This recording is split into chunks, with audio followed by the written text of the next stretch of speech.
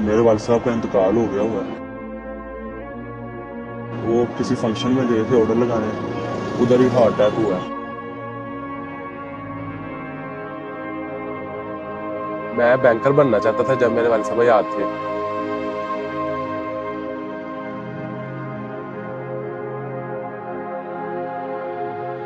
घर का जो सा खर्चा वगैरह होता है वो दुकान से निकालना, इसलिए काम कर रहे हैं ये वाला।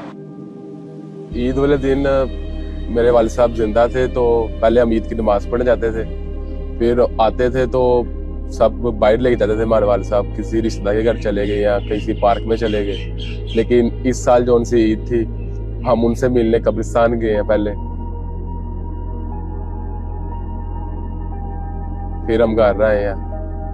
बहुत दुख हुआ है कि पहले हमें वाले साहब हमारे लेके जाते थे कहीं पे बाहर, लेकिन अब हमें खुद जाना पड़ता उनसे मिलने कब्रिस्तान।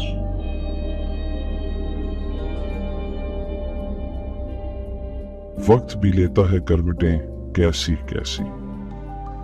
उम्र इतनी नहीं थी पर सबक बहुत सीख लिया। ऐसी ही कहानी है मूसा की, जो 16 साल की कम उम्र में लाहौर के इलाके बड़े मियां दर्स में न्याजी टिक्कर शॉप चलाता है।